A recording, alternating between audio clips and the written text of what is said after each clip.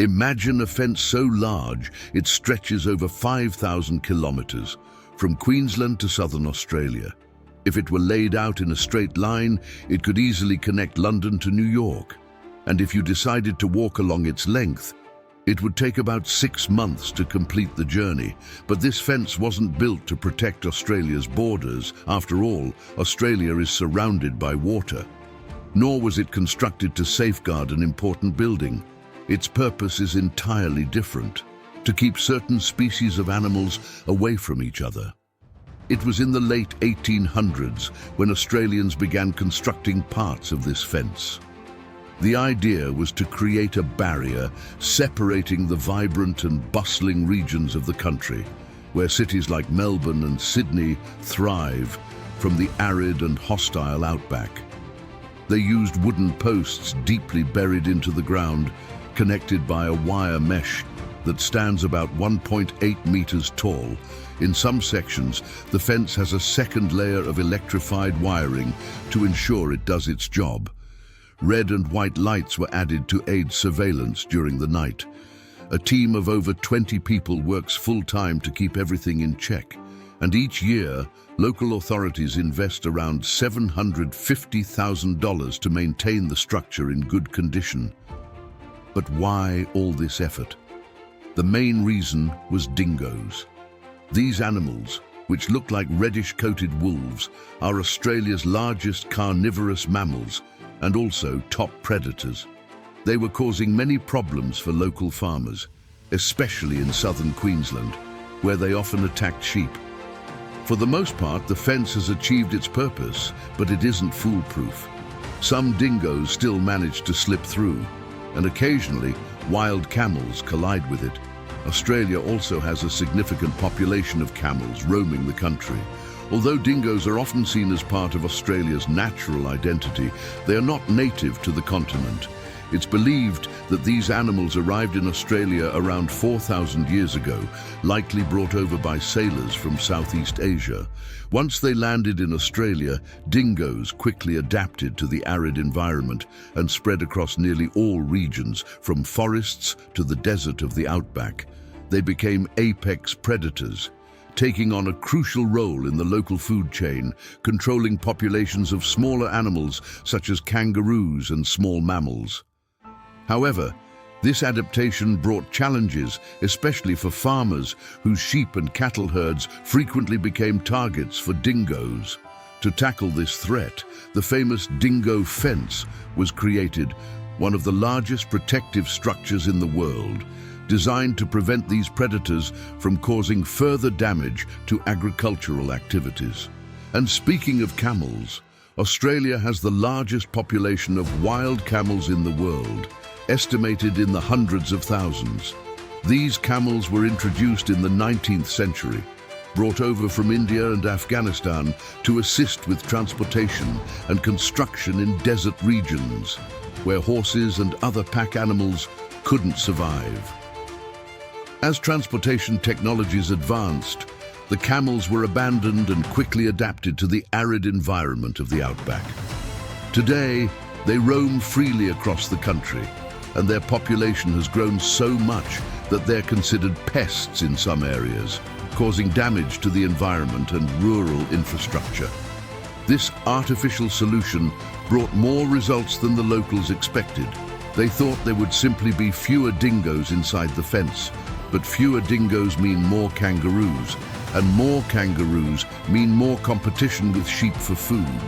It's not just the larger species that felt the impacts. Smaller animals and vegetation also experienced changes.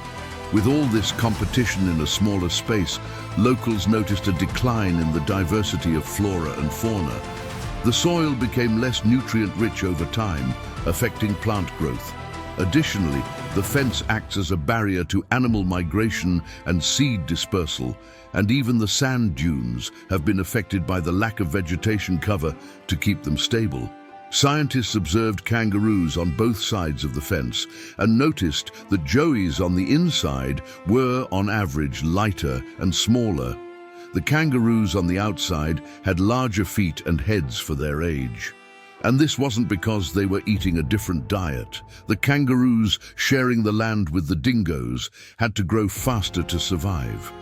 On the other hand, those inside the fence developed more slowly since they weren't under the same kind of pressure.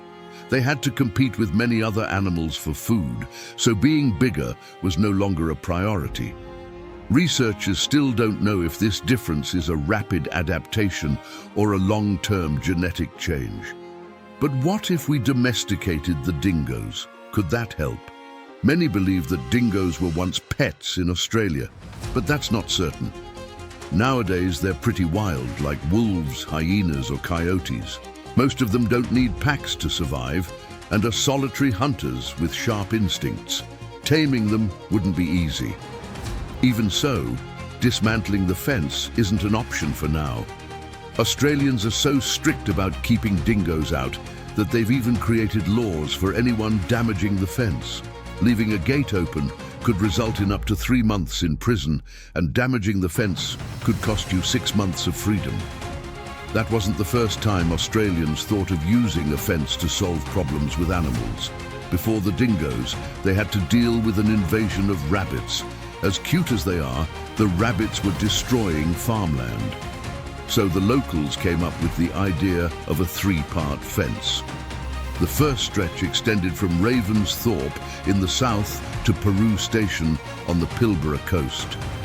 It was the longest continuous fence in the world at the time, stretching over 1,700 kilometers. All these rabbit problems started with a man named Thomas Austin, who in 1859 thought it would be a great idea to release a few rabbits into the wild, thinking it would add charm to the land. But because rabbits aren't native to Australia, they had no natural predators and adapted quickly. A mother rabbit can have up to 4 litters per year, with up to 5 bunnies each. Soon, the rabbit population exploded. By the 1880s, rabbits had caused so much damage that local authorities offered the equivalent of nearly $2 million to anyone who could find a solution. No one claimed the prize, but a commission was formed more than a decade later, and they proposed the idea of a fence. Maintaining these fences was a challenge. There were inspectors in charge of 500-meter sections and patrol officers who used bicycles, camels, and even cars, though vehicles often struggled with the rough terrain. As for its effectiveness, well, by 1902, rabbits were already on the wrong side of the fence. 4 years later, a new fence was erected. It worked for a while, but soon the rabbits spread again. Even today, rabbit populations continue to cause issues for Australian authorities from time to time. The fences built in Australia for wildlife control, like the dingo and rabbit fences, have significant environmental impacts.